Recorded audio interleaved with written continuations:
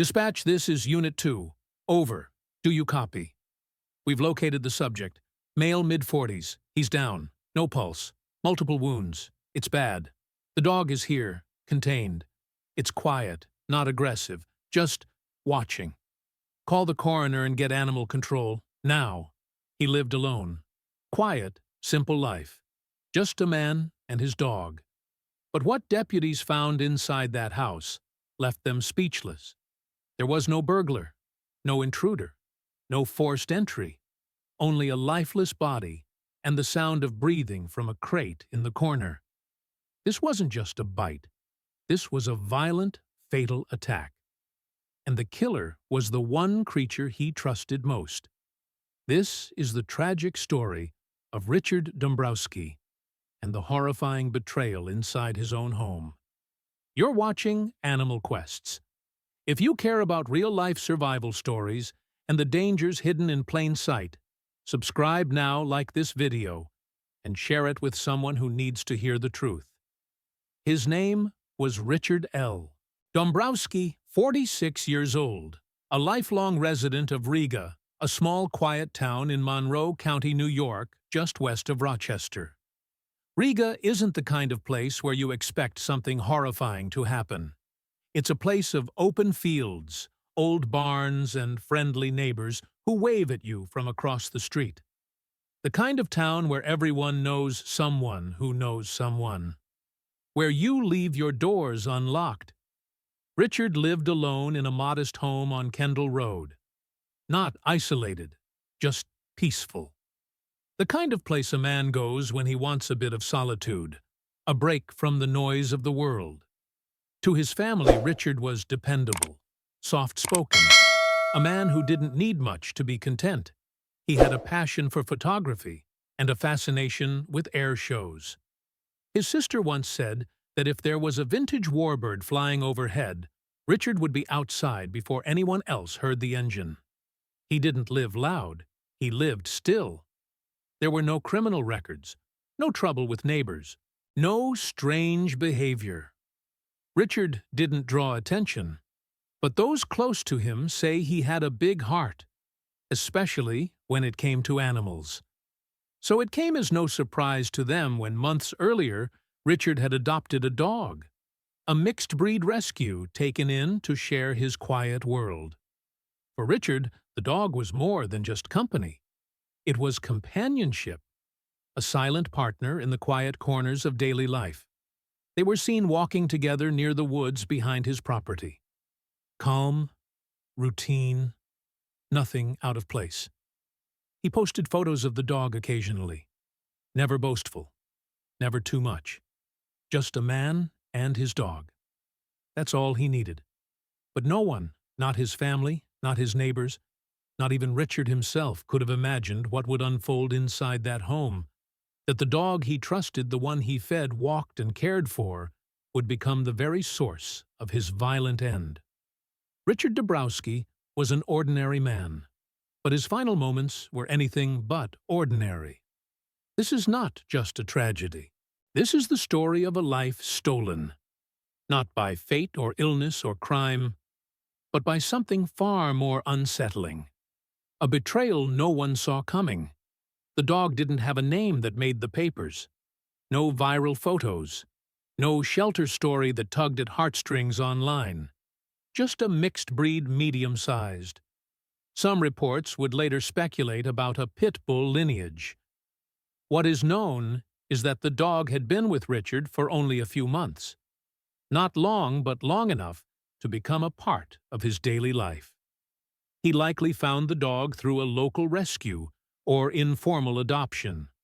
Riga, like many towns, has its share of people trying to rehome animals, especially ones with unclear histories. And Richard, with his quiet nature and big heart, may have simply wanted to help. He wasn't the kind of man to leave a dog without a home. People in the neighborhood, those who pass by occasionally on Kendall Road, remember seeing Richard walking the dog along the gravel shoulder of the street or behind his house near the tree line. There was nothing threatening about their presence. No barking, no tugging on the leash. The dog didn't lunge, didn't growl, didn't bare its teeth. He looked well-behaved, one neighbor recalled, just a quiet man and his dog. There were no complaints filed, no animal control visits, no documented signs of aggression. As far as anyone could tell, the dog had adjusted to life in the quiet home just as Richard had hoped. But there was one thing no one could be sure of, not even Richard. Where did the dog come from? What kind of trauma, neglect, or survival instincts had it developed before ever meeting him? When a dog's background is unknown, so is its wiring. Some may have endured abuse. Others may have fought to survive on the streets. And even those that appear calm can carry something else beneath the surface. Something old, something primal. And sometimes it only takes one moment, one trigger, for those instincts to wake up. Richard never reported anything unusual. No aggression, no snapping. But animal behavior doesn't always give warnings in the way we hope it will. In some dogs, especially those with uncertain pasts, stress can build silently and erupt suddenly. No one knows what set it off. Not yet. Not for sure. But what happened inside that house on May 7, 2025, would soon draw in the Monroe County Sheriff's Office and reveal the kind of violence no one could have predicted. It was the evening of Monday, May 19, 2025, just after 8:20 p.m., when deputies from the Monroe County Sheriff's Office were dispatched to a home on Kendall Road in Reagan, New York. The request had come in as a welfare check, the kind of call officers receive more often than most people realize. A family member had been trying to reach Richard Dambrowski for hours. No answer, no return texts, just silence. That silence began to feel wrong. Richard wasn't the type to disappear or go off the grid. He lived quietly, yes, but he wasn't careless. And when he didn't answer, and when his car was still parked in the driveway, his loved ones grew concerned. Deputies arrived at the property around nightfall. The porch light was on. The front door was closed. There was no noise inside. No barking. No motion. Officers knocked. No answer. They entered the home. What they found inside would stay with them for the rest of their careers. Richard Dambrowski was already dead. He lay on the floor of his home, his body showing significant trauma to the face and neck, as noted later by investigators. It wasn't subtle, it wasn't survivable, and it wasn't a natural death. This wasn't a heart attack or a fall. It wasn't a robbery gone wrong. It was violent. It was brutal. And it was clear almost immediately that the injuries had been inflicted by an animal. The kind of damage only powerful jaws and unrelenting force could do. Then came another shock. In the same house, not far from the body, officers found a dog alive and locked inside a crate. The very same dog Richard had raised. The dog that had shared his walks, his photos, his quiet, daily rituals. According to the sheriff's office family members who had arrived just minutes before, deputies had managed to confine the dog.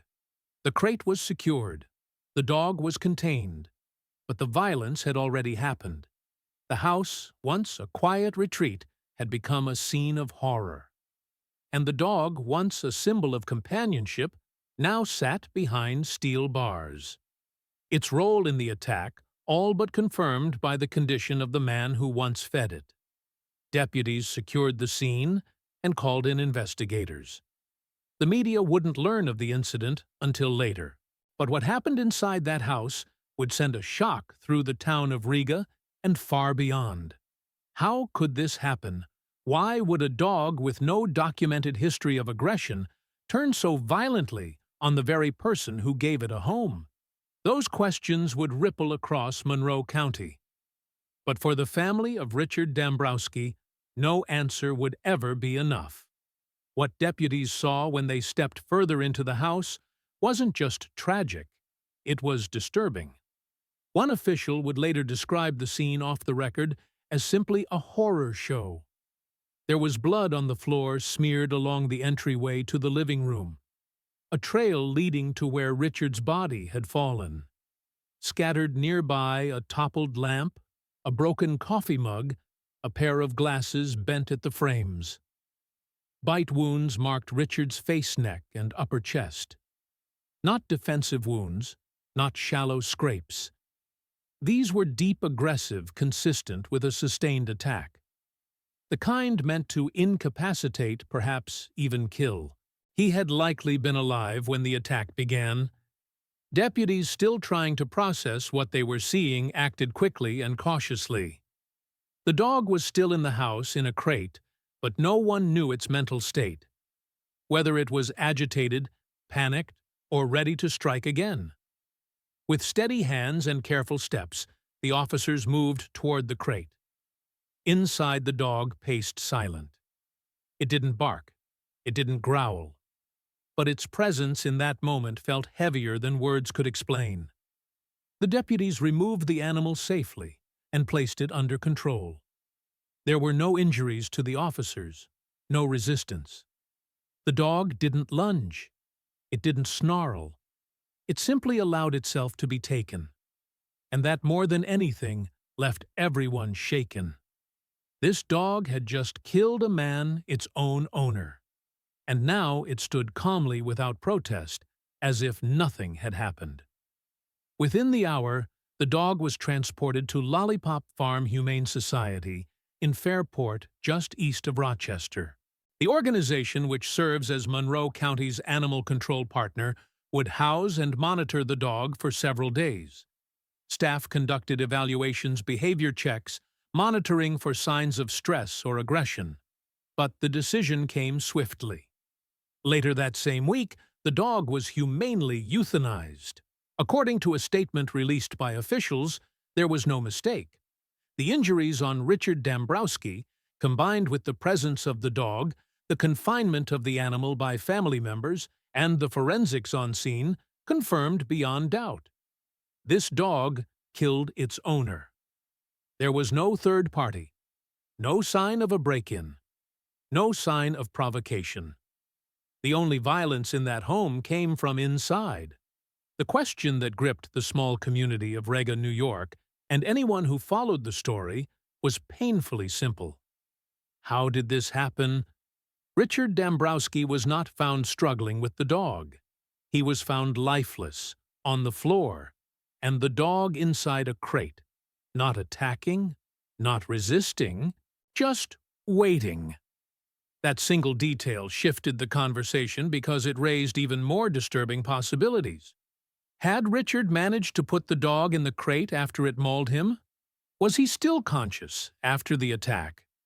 Bloodied, disoriented, trying to protect himself, and perhaps even the dog from further chaos, or worse, did the dog walk into the crate on its own moments after the violence, as if nothing had happened? Investigators couldn't say for certain. There were no witnesses inside that house, no surveillance footage, no time-stamped record of when the attack occurred. All they knew was that by the time deputies entered the residence at approximately 8:20 p.m. on May 19, 2025, Richard was already gone, and the dog was already secured, contained by family members who had arrived shortly before deputies were called. That timeline only deepened the mystery. What happened in those final moments? Why had the dog turned violent? It hadn't shown any prior signs. There were no complaints, no previous reports of aggression. Neighbors had seen Richard walking the dog just days earlier. Calm, obedient, silent. No barking was reported that night. No yelling, no screams heard from inside the house. It was, by all accounts, a silent tragedy. Animal behaviorists weighed in off the record and through local interviews.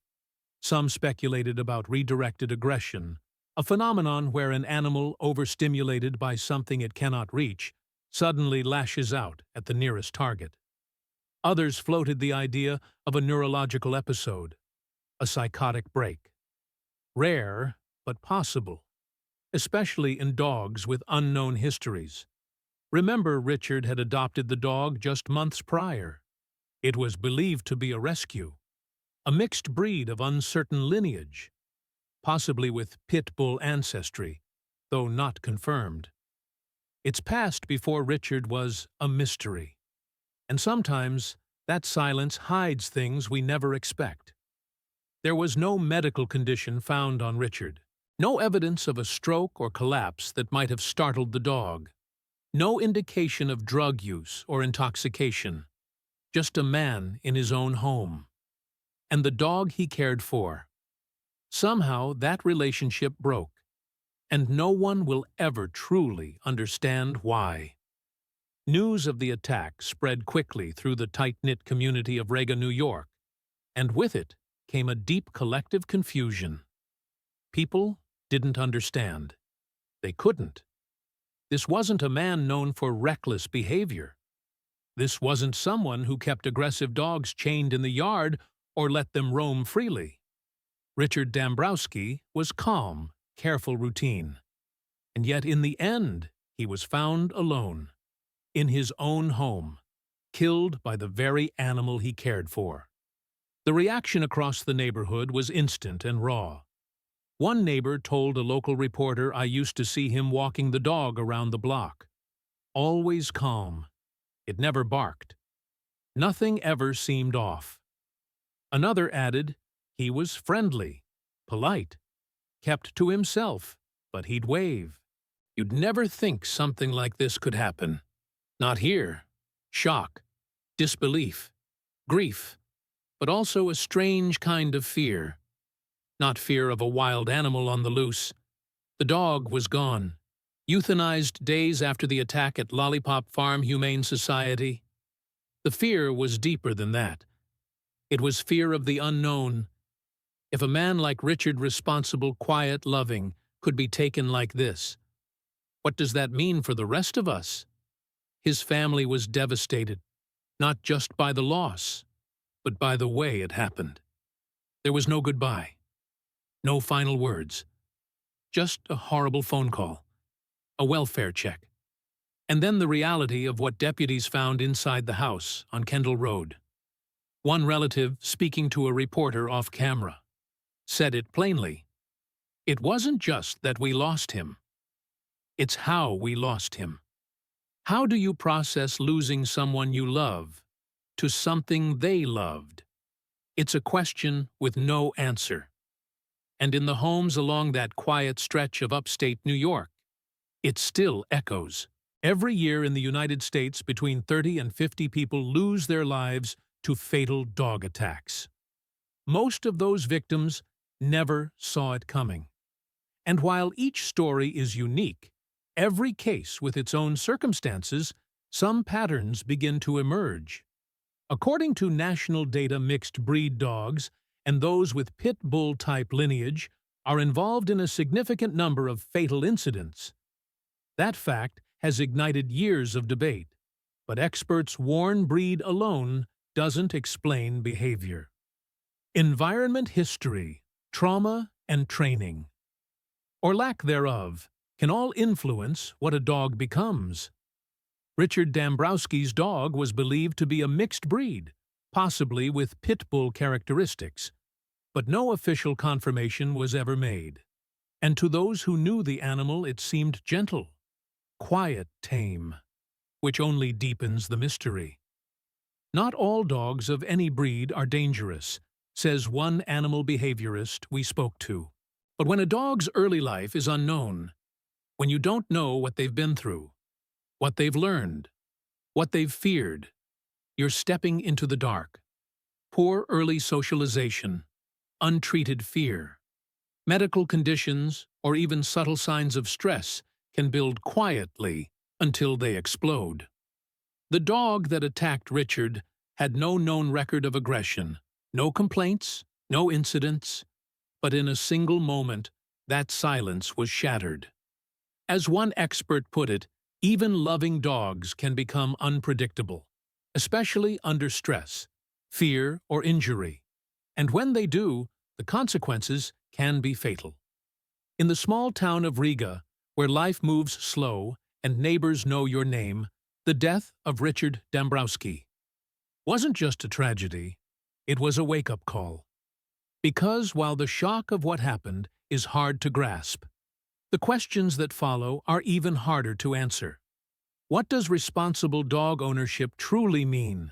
Is love enough? Is good intention enough? Experts say no. It starts with education, understanding the needs of the animal, not just its wants. Breed traits matter, not because they define every individual dog, but because they shape instincts, energy levels and triggers, and trauma history. If it's even known, can carry scars that aren't visible. A noise, a gesture, a moment of confusion can reignite something buried deep. Training isn't a one-time lesson, it's a lifestyle. And some dogs need structure, boundaries, and emotional security, far more than others. In Richard's case, he gave this dog a second chance, a roof companionship, a quiet life. But rescue doesn't always mean rehabilitation, and trust doesn't always mean safety. These aren't things people want to believe, but they are things we must confront. Because when it goes wrong, when the trust is broken, the consequences don't just fall on the dog. They fall on the people who love them most. Richard's story will never leave the minds of those who knew him, and for those hearing it now, it becomes a quiet warning. This wasn't a man who lived recklessly. He didn't invite danger into his home knowingly. He opened his heart and his door to a dog that needed saving. But in that act of compassion, something went terribly wrong. Because he didn't die at the hands of a stranger, but from the jaws of a friend. In a quiet house on Kendall Road, love and violence collided, and one man paid the ultimate price. If this story left you speechless, subscribe for more real-life accounts of animal attacks. Like, comment, and share to keep these stories heard. Thanks for watching.